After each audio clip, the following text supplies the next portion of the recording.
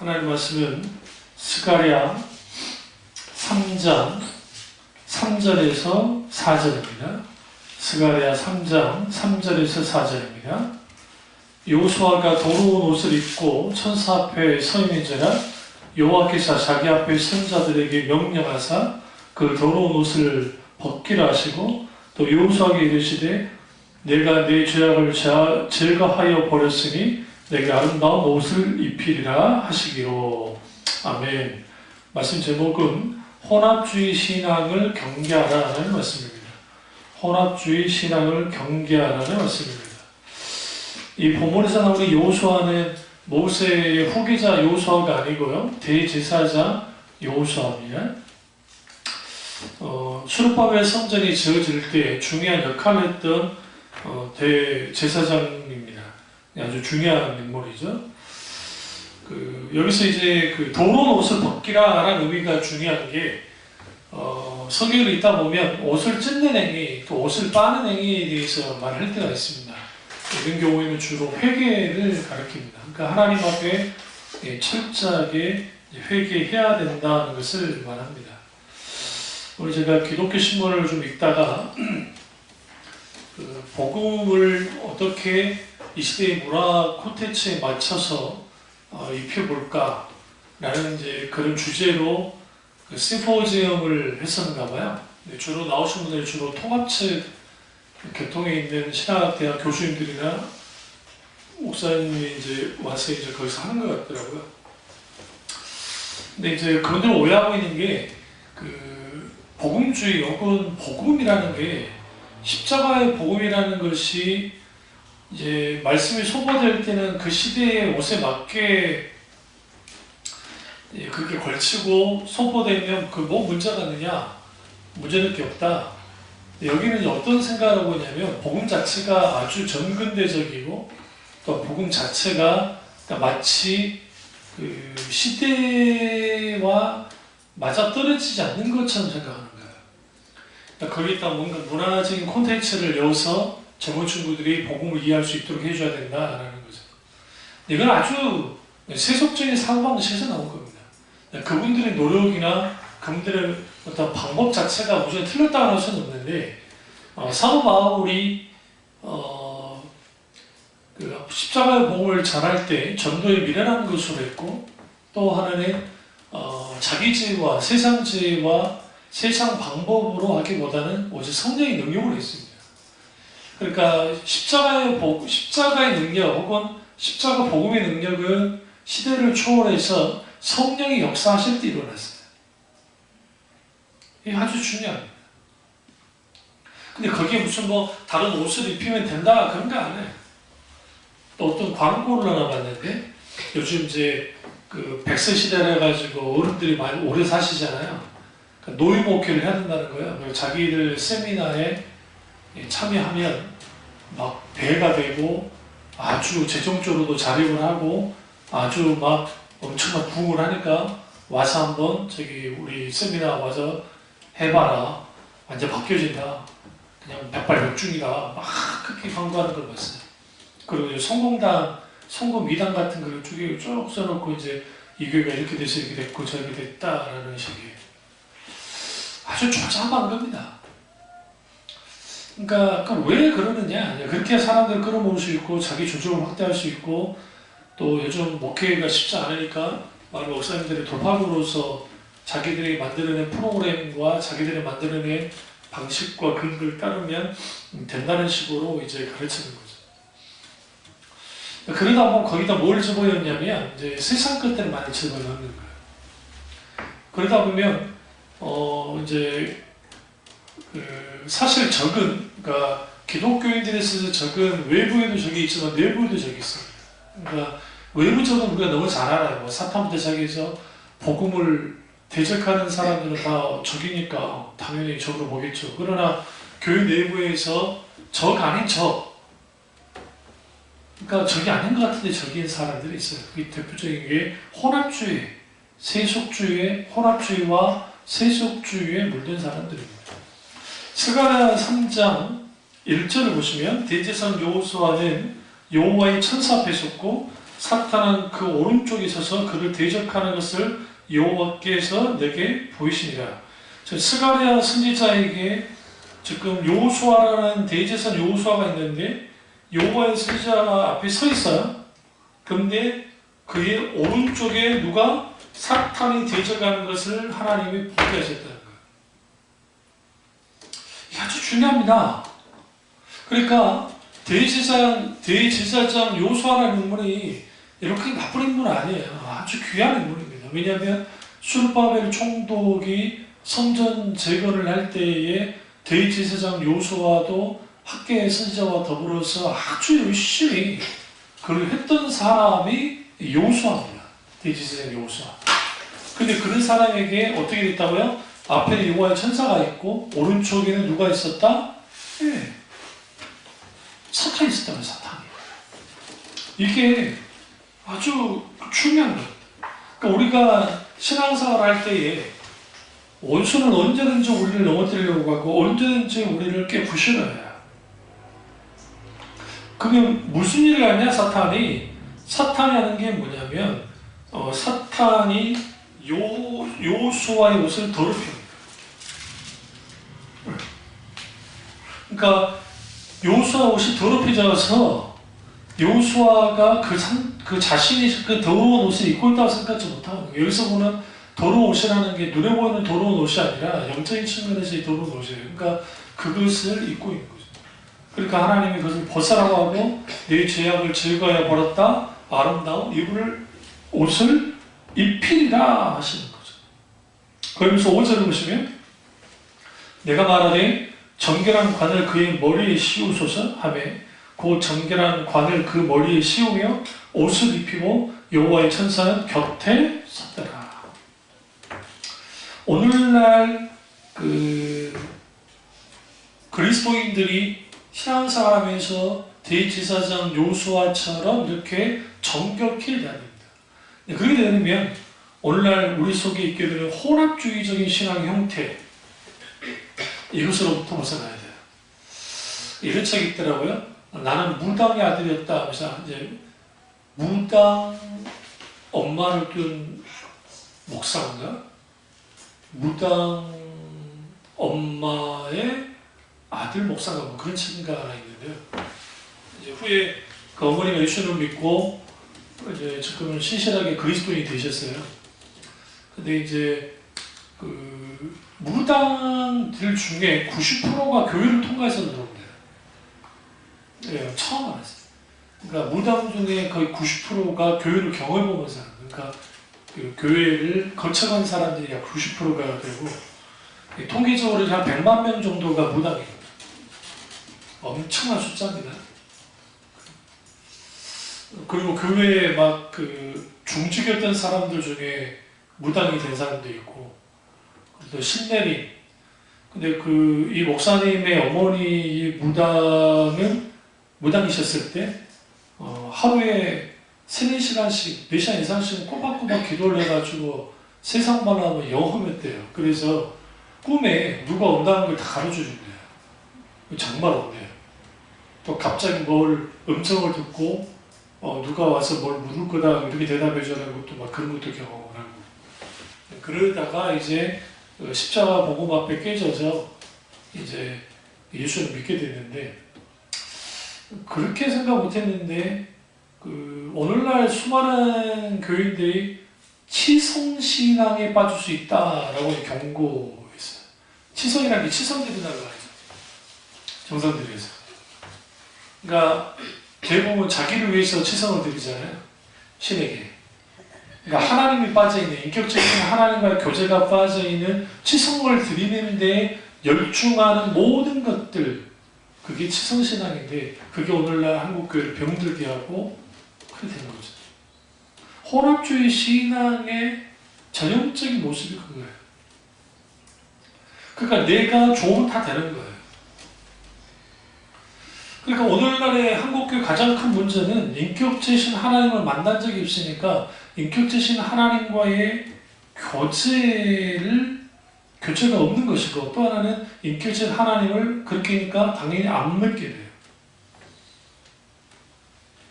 더더군다나 한국 사회에서 가장 복음화가 안 된 곳이 어떤 신학자의 말처럼 교회라고 하는 것처럼 교회가 오히려 복음화가 되지 않는 아이러니한 현상이 일어나는 겁니다. 그러다 보니까 세상과 교회를 구분했던 과거의 이원론적인 것, 뭐 오늘날도 그러긴 하지만 그 거룩한 것과 속된 것을 구분을 짓고 그러다 보니까 교회가 세상과 단절이 되는 거예요. 오늘날에는 이제 이원론도 무너져가지고 이제는 세상 것이 교회 안에 너무 많이 들어와 있어요. 대표적인 게 이제 음악인데 그 기독교 신문에 읽다가 왜 어른들은 찬송가만 고집할까라는 주제를 가지고 누가 이제 그 찬양 그 사역하는 분이 이제 글을 써놨어요. 왜 찬송가를 고집하느냐 할 때 아주 힘들고 어려운 시절에 찬송가를 은혜를 많이 받았기 때문에 할머니 할아버지들이 요즘 기성세대들이 찬송가를 고집하고 그리고 또 그 시대의 찬송을 어떻게 가르쳤느냐면 그 찬송가 지상주의 그러니까 절대주의 찬송가만 해야 된다고 하는 그런 것을 배워서 오늘날에도 그런다는 거예요. 근데 여러분 잘 아는 게 우리 어쩌다 한 번씩 올림픽이나 그런 거 할 때 보면 갑자기 뭐 우리가 잘 알던 멜로디가 들리죠. 그게 다 뭐 아일랜드 민요, 미국 뭐 영국 국가, 독일 국가 막 그런 거예요. 우리 잘 아는 마귀들과 싸울지라 제번 승용 이 찬양이 뭐냐면 이게 미국 소방대원들의 행군가예요. 행군가. 소방대원들의 행군가라고. 그러니까 전혀 찬송과 상관없는 시점이죠. 그러니까 그런 의미에서 우리가 지금 부르고 있는 찬송 가운데서도 상당수 세속적인 게 많이 들어와 있다는 거예요. 그걸 극복하려고 21세기 찬송가가 나왔지만 이해관계에 따라서 그게 이제 제대로 되지 않아서 더 엉망이 되어버렸습니다. 찬송가. 그러니까 음악도 그렇고 또 하나는 이제 실질적인 하나님의 메시지, 그러니까 설교 메시지예요. 그러니까 메시지가 안 되는 거예요.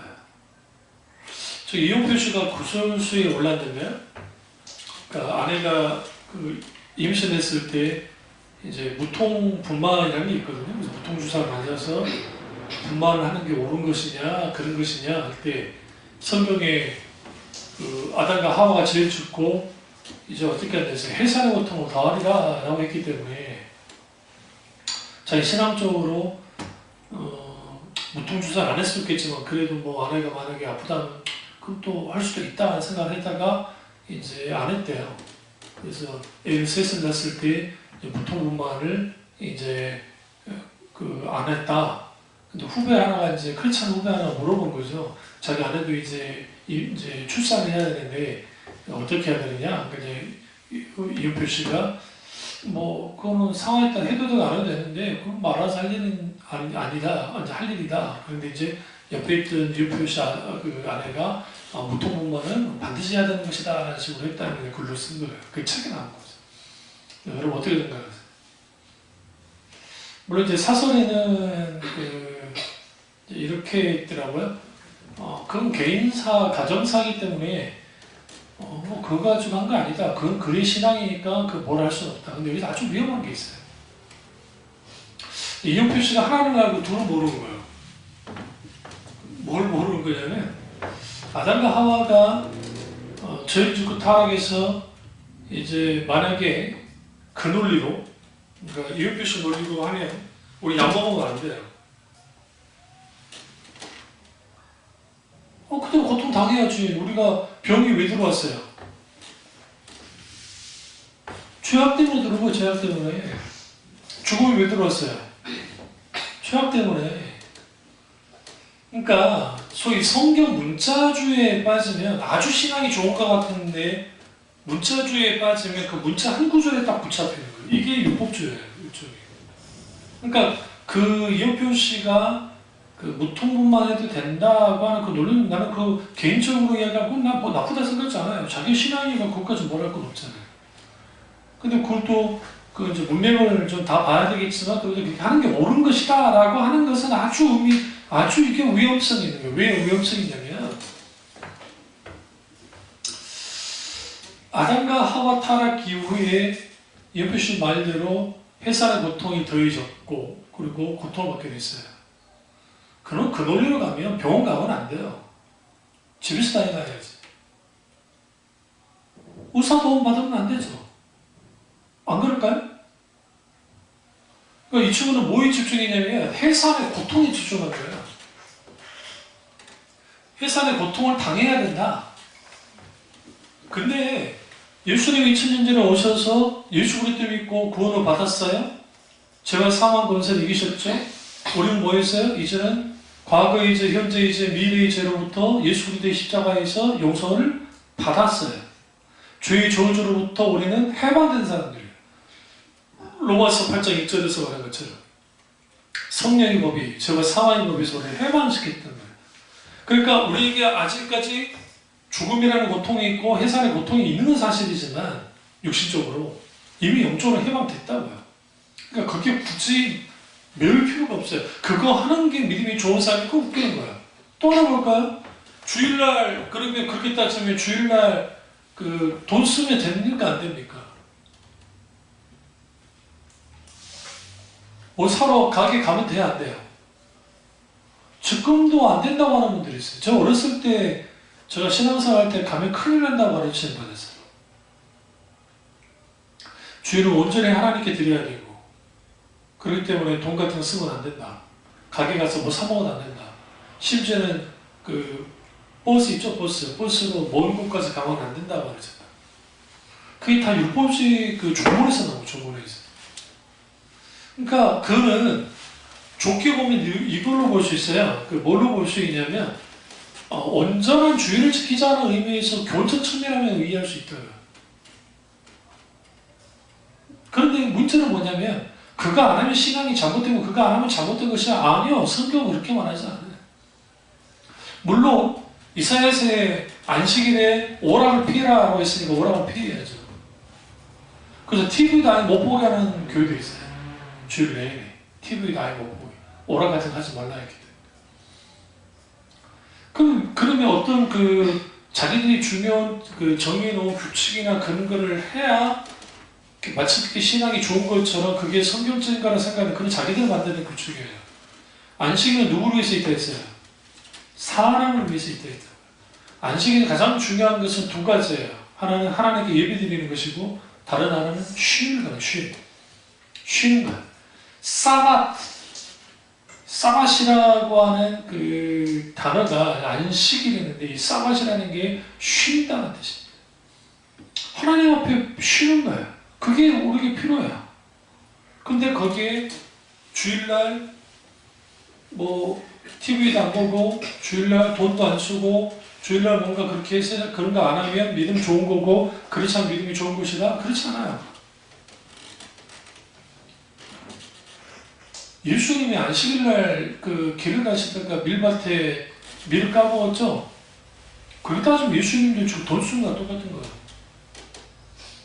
그걸 누가 문제 삼았나요? 바리새인들이 문제 삼았대요. 그게 삼마야파 바리새인들이 문제를 삼은 거예요. 그러나 힐레라파에 있는 그 가말리엘이라든지 후에 바울이 되는 사울 그쪽 입장은 예수님과 똑같았어요. 그거 뭐가 문제가 되냐고요. 또 하나는 그 안식일날 사람 저기 구하는 거 있죠. 그 병치료하는 거. 그 병치료하는 거 샴마야파와 힐레라파의 관점이 달랐어요. 그러니까 샴마야파는 그거 안 된다. 그거 예수님 이렇게 말했죠. 그럼 얘네들 소가 웅덩이에 빠졌을 때 살리려고 끌어내지 않냐고. 그거 이거 뭐가 다르냐고.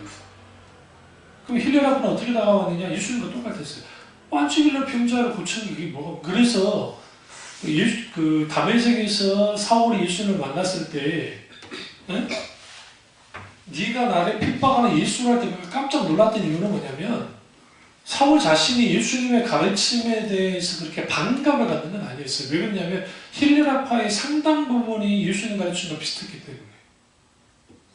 다만 문제 삼은 건 뭐냐면 이해할 수 없는 거죠. 죽었는데 살아났다고 하고 살아났다고 해서 그 자가 하나님이라고 하니까 그러니까 이제 아직 예수님을 만나지 못했던 사울의 입장에서는 뭐로 나온 거예요? 이단이라 생각하고 그렇게 막 그런 거지. 그런 거. 이게 신앙의 혼합주의를 제가 말씀드리면서 이 말씀 드리는 이유가 뭐냐면 성경대로 살아야 돼 하면서 하나의 그 문자주의에 빠져가지고 그 문자주의로 가는 것도 아주 문제지만 또 하나는 뭐냐면 이걸 무시하고 그 소위 말하는 율법 폐기론까지 가는 게 문제예요. 그러니까 율법할 필요 없다 또 이렇게. 그러니까 개인적으로는 이용표 씨가 말한 것은 그게 자기는 그렇게 그게 나는 신앙적인 의미에서 그리스도의 고난에 동참한다는 의미, 뭐 그런 의미로서 한 것이다. 힘들었지만 그렇다고 한다면 개인의 경건을 위해서 했다는데 누가 뭐라 하겠어? 그건 난 뭐라 안 하죠. 그러나 그것이 만약에 그러한 것들이 신앙에 아주 좋은 어떤 그럴싸한 그 일종의 그게 금욕주의예요. 그러니까 금욕주의.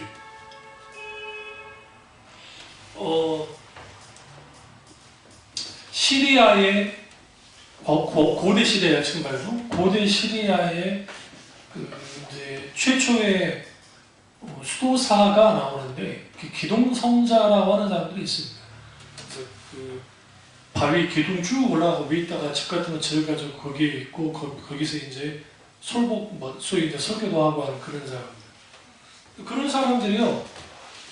이제 전체 여러 가지 이제 그 글들이 있고 또 사막의 교부들을 가르침이라는 글들을 보면 참 귀한 가르침도 있지만 말도 안 되는 것도 많았어요.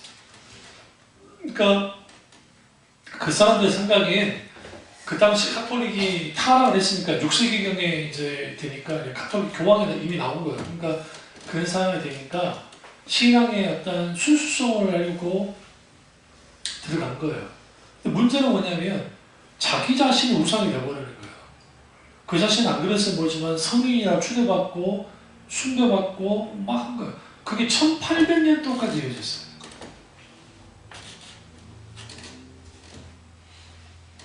그러니까 그게 뭐냐면 그게 기독교적이느냐 그렇지 않습니다. 금욕주의입니다. 그래서 그런 의미에서 우리가 좀 더 깊이 내 신앙이 어떤지 들여다봐야 돼요.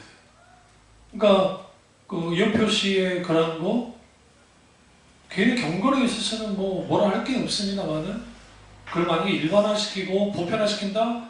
그럼 아주 문제 있는 거예요. 응? 예수 그리스도가 우리가 구원받았는데 이미 저희가 상황으로부터 저희 저주로부터 우리 해방시켰는데 다시 거기로 들어가자는 거예요. 내가 병원 가야 될 상황인데 그러면 그 죄의 결과가 병이니까 의사한테 가서 말아야죠. 약도 먹지 말아야죠. 이게 이제 극단적이에요. 그분이 그렇게 말하진 않았지만 굳이 표현은 극단적으로 갈 수 있다. 아쉬워요. 그래서 그런 의미에서 사람은 온전할 수 없기 때문에 그게 이제 신앙의 편협성으로 가면 그래요. 신앙이든 신학이든 이게 관점이 하나의 관점에 딱 문자든 뭐든 성경이든 뭐든 하나에 딱 잡혀가지고 거기에다 함몰시키잖아요. 그러면 이게 자기는 그런 의미가 아닌데 왜곡이 돼요. 신앙. 이런 케이스가 소위 큐티를 많이 한다는 사람도 저희 많이 나타나요. 잘못된 성경 해석을 통해서 자기만의 해석을 가해버려요. 말도 안 되는 소위 말하는 이제 그런 일들을 이제 저지르는 거죠. 신앙에는 세 종류의 형태가 있는데 하나는 감정적 신앙이 있고 신앙이 있고 두 번째는 자기 필요에 의한 신앙이 있고 세 번째는 인격체신 하나님을 바탕으로 하는 신앙이 있습니다. 감정적인 신앙은 뭐냐면 철저하게 느낌에 의존해요. 이 부분은 하이데거라든지 신학자들의 논조 속에 많이 나타나는데 이제 하이데거 같은 실존주의자예요. 유실론적 실존주의자인데 근데 이런 분들이 인간을 들여다보면 누가 하나님을 믿는다 할 때의 그들의 느낌과 감정과 경험이 아주 중요하긴 해요. 그러니까 그 나쁜 건 아닌데 그것이 마치 신앙이 전부인 양 이제 여길 때 거기에 신앙의 왜곡이 일어나는 거예요. 여러분 주위에 그러니까 좀 은사주의 영향을 받아가지고 은사 막 그런 사람들의 이야기를 보면 이게 이상할 때 있죠. 이게 좀 상식적이지 않고 막 자기 나름대로 막 신앙적인 것 같은데 이게 말도 안 되는 소리를 하는데 자기는 그게 성경적이라고 생각을 해요. 그 이유가 뭐냐면 경험이 중심에 대해서 소위 체험이 중심에 대해서 신앙 전체를 포괄하는 거예요. 이게 이제 느낌을 중심으로 하는 신앙사, 감정적인 신앙. 이런 게 주로 은사주의나 오순절 계통이나 이제 소위 그런 교회에 있는 사람들이 이거 영향을 많이 받고 또 하나는 이제 자기 필요에 의한 신앙인데 이게 이제 종교 소비주의 말씀드렸죠. 그 신앙을 소비하는 거예요. 어떻게 소비하느냐면 외로우니까 교회 가서 외로움을 덜거나 자기 사업의 목적을 위해서 교회를 이용하기 위해서 오는 사람도 있고 또 하나는 계산 등 자기 뭐 자아 성취라든지 또 어떤 뭐 기타 등 여러 가지를 위해서 이제 자기 필요를 위해서 신앙을 갖는 거예요. 자기 필요를 위해서 신앙을 갖기 때문에 신앙의 자리라는 것은 그들의 중심 자리에 있지 않고 그러니까 하나님은 자기들을 위한 수단이지 결코 유일한 이유이자 목적이 되지 않아요. 유일한 이유이자 목적이 되지 않기 때문에 당연히 뭐하게 되느냐 내 이해관계에 따라서 하나님에 대한 태도가 달라져요. 그러니까 교회를 향한 것도 마찬가지예요. 교회를 향한 것. 그러니까 교회를 향한 것도 교회를 향한 봉사도 자기에게 뭔가 이익이 되고 뭔가 되어져야 되는 것이지 그렇지 않으면 아닌 것으로 이제 여기는 것. 이런 신앙의 형태가 많이 있어요. 그리고 우리는 철저하게 미국 영향을 많이 받았기 때문에 존 듀이의 실용주의가 그대로 실용주의 철학이 이게 미국의 실용주의가 그대로 미국 기독교 안에 들어가서 세속화 시켰고 혼합주의화 시켰고 그게 한국 교회에 들어와서 이제는 결과만 좋으면 과정은 상관없다고 하는 일종의 상황 윤리에 빠져요. 상황 윤리라는 말 무슨 말이냐면 상황에 따라서 윤리 척도가 달라질 수 있다는 거예요. 그러니까 그런 것들로 되다 보니까 이제는 자기 뜻대로 되면 하나님 감사합니다 하지만 자기 뜻대로 안 되면 이룰 수 있습니까? 라고 하는 태도를 갖는 거예요. 그러니까 오늘날 그 100만 명이 넘는 소위 가난교회 교인들, 그러니까 떠도는 교인들, 혹은 자기는 교회를 다닌다고 하지만 예수를 믿는다고 하지만 교회를 나오지 않는 소위 그 약 100여 명만 있는 사람들이 이렇게 말하면 좀 그분들이 저한테 뭐라 할지 모르지만 사실은 자기 필요를 위한 신앙생활을 했다고 봐야 됩니다. 인격체신 하나님을 정말 만났다고 한다면 그 사람들이 흠이 있는 목회자라 할지라도 뭔가 좀 흠이 있는 교회라 할지라도 그런 교회에서 섬길 겁니다. 그러니까 자기 기준에 맞지 않고 자기 생각에 맞지 않으니까 그럴 바에 그따위 교회들 못 알아가냐? 거기는 헌신도 없고 봉사도 없고 하나님을 향한 열정과 열망은 자기들의 생각 속에만 있고 실제로 있지 않는 그러니까 그런 것들을 통해서 배우죠. 근데 또 그런다고 해서 그분들 무조건 욕할 수도 없는 게 세속화되고 제도화되고 물질화되고 그리고 세상 공간과 별 다를 바 없어진 사극명음 같은 교회 가운데 가보니까 상처받는 일이 더 많고 오해받는 것보다 더 고통스럽고 그러면 신앙생활이가 더 힘들어지니까 어쩔 수 없이 그런 분들도 있다고 생각합니다. 그럼에도 불구하고 사도 바울이 곰도교회 같이 그렇게 문제가 많은 교회를 향해서도 주님이 핏값으로 사신 교회로서 주님이 사랑하는 교회라고 말씀했던 것처럼 우리가 내가 그런 분별로 가졌다는 걸 감사하고 하나님 앞에 그러면 그 교회를 위해서 내 한 평생을 두고 하나님 앞에 기도하면서 정말 교회의 덕불처럼 브루스길라와 아굴라처럼 그런 인물이 되어야죠. 어떻게 안 되는 거예요? 안 되는 거예요. 왜요? 자기 필요에 의한 신앙은 수단으로 생각하기 때문에 자기 필요를 채우는 도구일 뿐이잖아요. 신앙이. 그 도구로서의 신앙이 되어지면 아무 의미 없어요. 이런 사람들에게 있어서는 이게 무당이든 절이든 어느 종교는 상관없는 거죠. 세 번째는 인격체신 하나님을 바탕으로 하는 신앙입니다. 이건 뭐냐? 성령의 조명함으로 하나님을 알아가는 거예요. 거기에 사랑으로 어떻게 해요? 맺어가는 신앙. 그게 뭐냐? 인격지신 하나님을 바탕한 신앙입니다. 매일매일 은혜가 쌓여가고 그 은혜는 사랑으로 어떻게 해요? 깊어질 때 사랑 속에서 진정한 내가 하나님을 믿는 이유를 아는 거예요.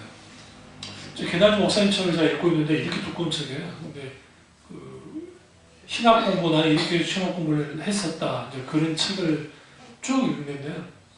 읽으면서 이제 지금은 뭐 이제 그렇게 많이 읽지는 못했지만 쭉 읽으면서 기라상 같은 믿음의 선배들의 관련된 것들을 쭉 나아가셨거든요. 그래서 이제 구약 아브라함부터 시작해서 쭉 내려와요.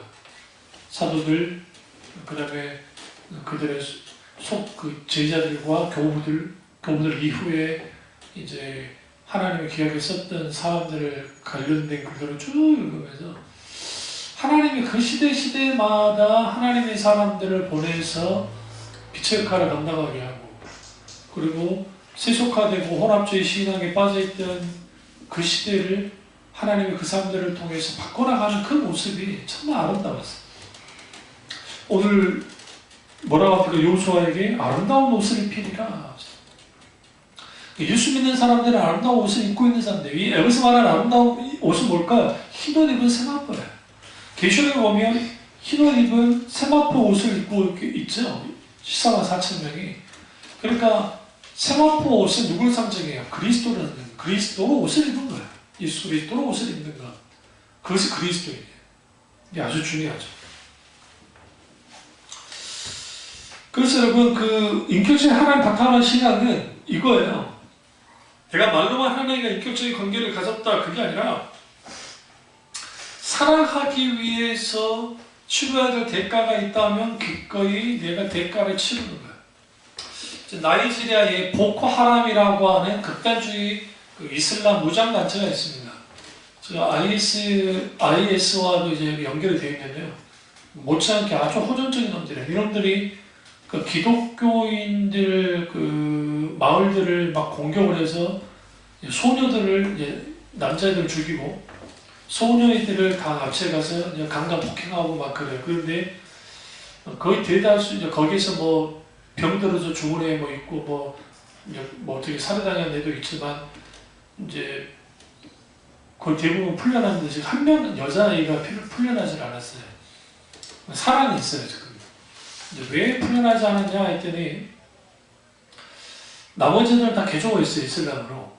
그래서 이슬람에서 개종을 해서 이제 얘들은 다 풀려났는데 이 여자애 호남 아직 16살짜리 여자애 하나만 개종을 거부한 거예요.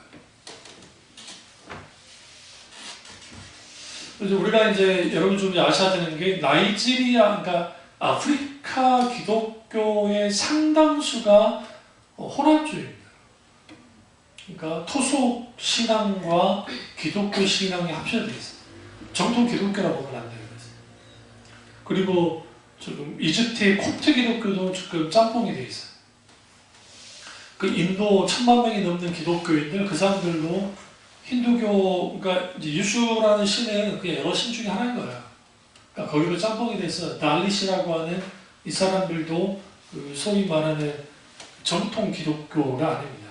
근데 이제 아프리카 지역에 지금 상당수 이제 기독교세가 막 늘어나는데 늘어나는 이유가 뭐냐면 지금 기복주의, 그러니까 오순절 계통에 막 그 은사를 동반하잖아요. 하면서 번영의 신앙, 막 근거를 가지고 막 해가지고 아프리카 쪽에 엄청난 수가 늘어나고 있고 또 남아메리카 모사르 동네 그 동네도 똑같이 기복주의와 근골통의 숫자가 엄청나잖아요. 카톨릭에서 개신교로 막 넘어가요. 사람들 물질주의 때문에. 그러니까 그 물질주의에 빠져가지고 그렇게 되는 거예요. 그러니까 엄밀히 따져서 그 사람들이 예수를 믿는 것이냐? 그 과정에 예수를 만날 수도 있겠죠. 부인하지는 않습니다. 근데 이제 문제는 뭐냐면 실제로 인격체신 하나님과의 관계 속에서 그들이 갖고 있는 게 뭐냐? 신앙이 인격체신 하나님을 바탕으로 하느냐? 그렇지는 않다는 거예요. 이게 무서운 거예요. 이게. 그러니까 제가 그 목회기라고 가장 제일 잘하는 게 제가 순복음 신학을 다 버리고 개혁주의로 완 것을 내가 아주 잘했다 생각해요. 물론 순복음 계통의 목사들 중에서 귀한 분들 꽤 있어요. 뭐 없진 않아요. 그분들 불구하고 그 신학 자체가 문제가 많이 있기 때문에 소위 말하는 그 무슨 영산신학이라 해가지고 조인규 목사님의 신앙관을 신학화시켰어요.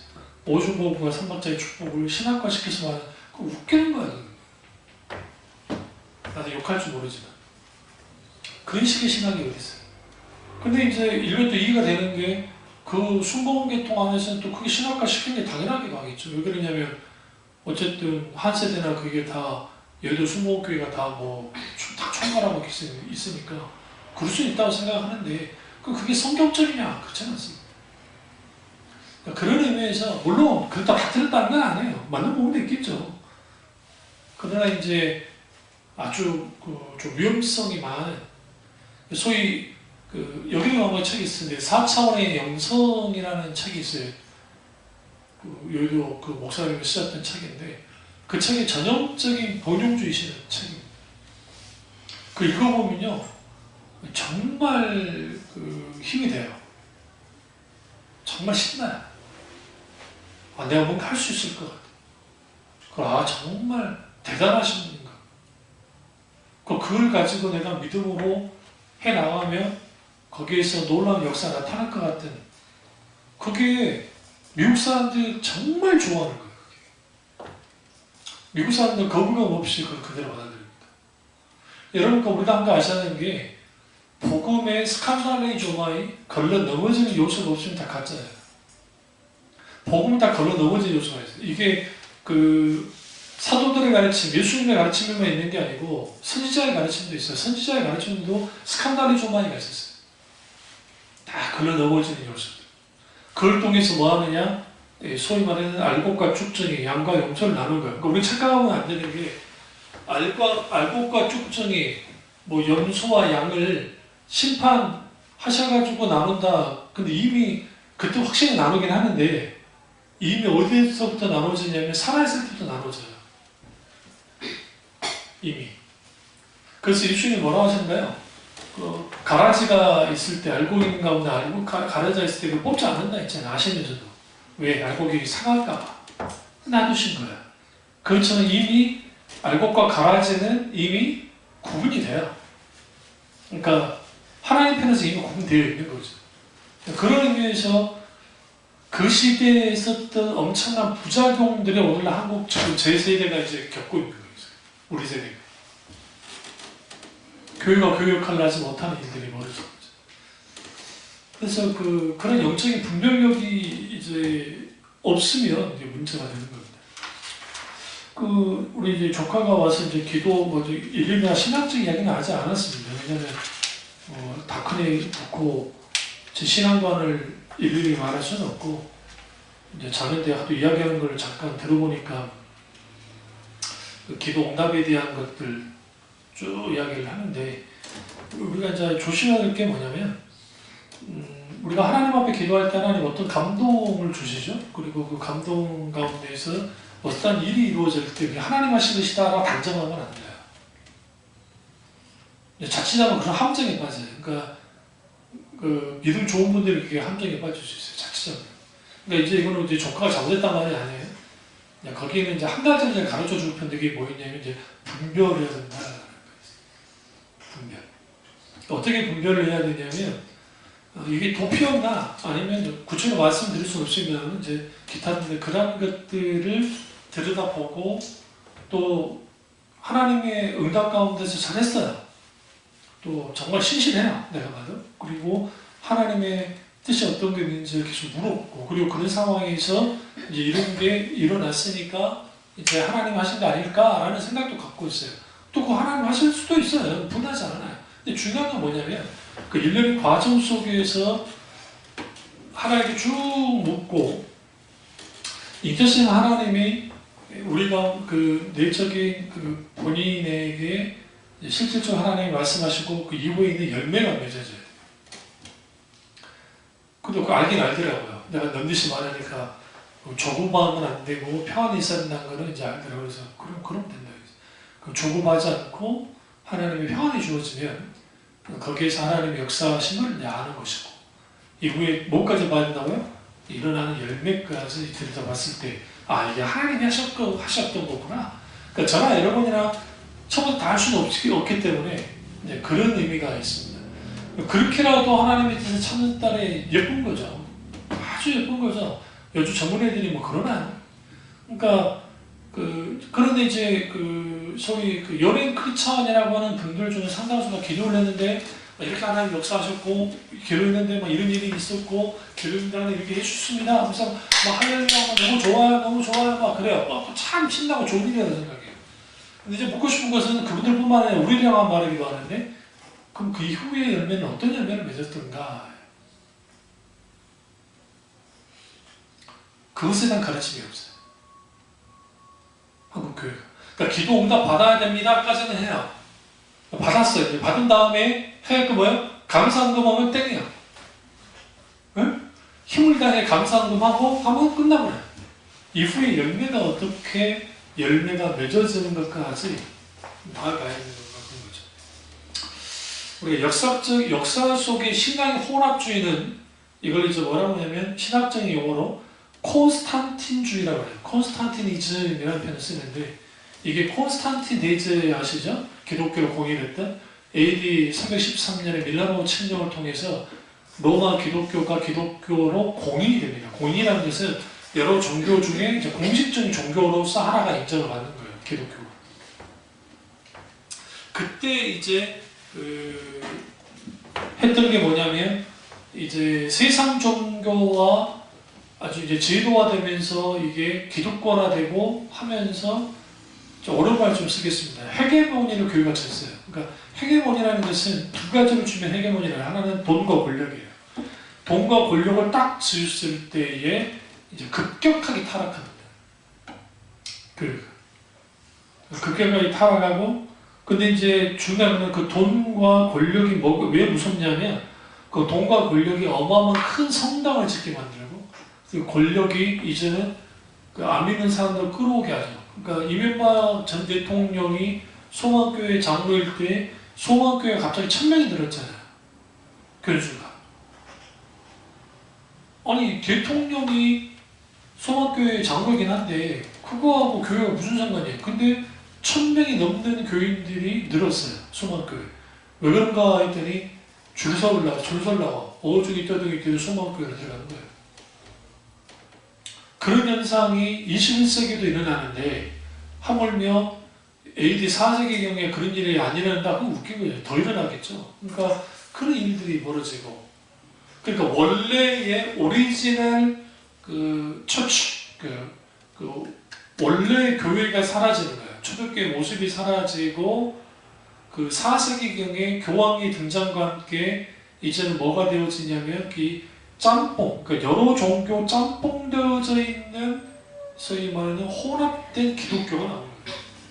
그게 카톨릭입니다. 그 혼합된 종교화된 카톨릭에 의해서 지금까지 내려오는데 그 힘은 왜 발휘했느냐? 잘 들으세요. 교황이 돈과 실제적인 권력을 갖고 있을 때 단 한 번도 카톨릭을 쇠한 적이 없어요. 네? 왕성했죠. 언제 벌어졌느냐? 많은 여러가 있지만 종교개혁도 종교개혁이지만 그다음 종교개혁 이후에도 교황권의 힘을 얻은 적도 있었고 이제 실질적으로 힘은 그러니까 유럽에 있는 왕들의 힘이 강해질 때, 그러니까 교황권보다 왕들의 힘이 강해지면서 자연스럽게 이제 카톨릭이 서서히 쇠퇴하기 시작했고 결정타를 날린 게 프랑스 대혁명입니다. 프랑스 대혁명으로 이거는 카톨릭만 결정타를 받은 게 아니라 기독교 개신교까지 결정타를 받아요. 그래서 거기에서 이제 무슨 일이 벌어지냐면 소위 말하는 이제 중세 2000년 이상을 지배했던 기독교에 대한 이제 이탈이 나타나요. 사상적으로도 그렇고 행동적으로. 비슷한 시기에 누가 나오느냐 이제 우리가 너무나 잘 아는 이마누엘 칸트, 헤겔, 야스퍼스를 까며 한참 더 휘는 막 그 하나님을 부인하는 그 무신론적인 실존주의자들이 나와서 이 시대를 엎어요. 그래서 하나님 없다. 스티븐 호킹의 유고자 책이 나왔는데 스티븐 호킹이 뭐라고 죽었냐면 부고에 신은 없다 그랬어요. 이유는 간단했어요. 이 사람이 이제 그 신이 있나 없나 말을 길게 쓰지도 않았어요. 왜? 자기는 그 가치가 없는 거니까. 그러니까 신은 없다. 그 이유는 뭐냐? 이 세상을 보니까 이렇게 복잡해졌는데 하나의 질서를 한 존재가 이렇게 있으니 없다. 그러니까 신은 없다. 고 죽었단 말이에요. 그 사람이 아인슈타인 이후에 가장 뛰어난 물리학자라고 하지만 이 세상에 가장 불쌍한 사람이에요. 그러니까 그가 류게르병 때문에 고통당한 그것이 불쌍한 게 아니라 그의 영혼이 불쌍한 거죠. 이런 영향이 이제 그 젊은 친구들한테 주어지면 뭐가 흔들리느냐, 이제 막 신앙이 흔들리는 거예요. 그러니까 발빠르게 이제 그 세속화된 교인들한테는 이들이 뭐냐면 사람들을 잃지 않기 위해서 탈락공을 하는 거예요. 교인들이 바꿔요. 모습들을 바꿔. 그냥 막 채워지는 듯 했어요. 근데 이제 문제가 생기있어요. 문제가 뭐냐, 바꾸다 보니까 세상하고 교회가 다를 게 없어요. 다른 게. 그러다 보니까 오늘날 젊은 친구들 교회 안 오죠? 누구한테 다 뺏겼다 했어요? 오늘 21세기의 세계 문화 트렌드를 누가 끌고 나가요? 대한민국이. 누가요? 아이돌 아이들이. 아시아는 이미 이런 말하면 아시아권 분들이 기분 나쁠지 모르지만 우리나라 아이돌 친구들이 정복했습니다. 이미 동방신기나 그전에 소녀시대 이 친구들이 이미 뭐 아시아 전역을 다 정복했다고 하냐 아니고, 또 다른 무서운 아이들이 나오는 게 BTS라는 방탄소년단 애들이 나와서 미국을 뒤집어 놓고 유럽을 지금 그 콧대 높은 파리 그 프랑스 사람들 그 소녀들을 아주 그냥 열광시켜버리는, 우리 그런 나라에 있어. 그런 나라에 당연히 우리 청소년들과 청년들을 그이들에게 너무나 많이 뺏긴다. 교회가 뺏겨버려요. 왜 뺏겨버리느냐? 그들의 화려한 군무, 화려한 노래, 화려한 시대에 이렇게 막 대단한 거, 엄청나게 대단한 생각합니다. 그럼에도 불구하고 그에 못지않는 기독 신앙의 무거움이 있었다고 하면, 가벼움이 아니고 그 신앙의 무거움이 있었다고 한다면 그렇게까지 흔들리지 않았을 겁니다. 왜냐하면 한때의 성공과 한때의 그 쾌락과 그 명예와 그 대단한 인기와 이 모든 것들이 잠언서 말씀처럼 헛된 것인데, 그럼에도 불구하고 그런 부분을 정말 젊은 아이들에게, 친구들에게 제시해 줄 수 있어야 되는데, 나는 누구이고 왜 살아야 되며 무엇을 하며 살며 나는 어떻게 되어지고 나는 어떻게 되는 것이고, 그리고 나의 인생의 목적이 무엇이며 나의 행복이란 어디로부터 찾아오는 것인가를 교회가 제시하고 교회가 분명하게 말해줘야 되는데, 이렇게만 말하는 거죠. 예수 믿고 복받고 행복해지고, 응? 그리고 편안하게 살다가 천국 가자. 그 논리 외에는 기독 신앙 안에서의 그 대단한 아름다움을 볼 수가 없어요. 제가 지금 읽고 있는 김다주 목사님 책이 4년의 엄청난 노력을 통해서 쓰여진 책인데요. 눈물 날 뻔했어요. 왜냐하면 저도 말도 안 되는 책들을, 적은 책들을 썼지만 적었을 때도 너무 힘들었거든요. 근데 그 어마어마한 그 두께의 책, 뭘 그 옆에서 도와주는 분도 있었겠지만, 그때 거기에 그 읽는 그러니까 책이죠, 책. 그러니까 이 목사님이 읽었던 그 책 있죠, 그 양이, 예? 그러니까 참고에 있던 책의 양이 상상을 초월해요. 상상을 초월한다. 그러면 거기에 들어가는 게 여러분 자기 생명을 갉아먹는 일을 한 거예요.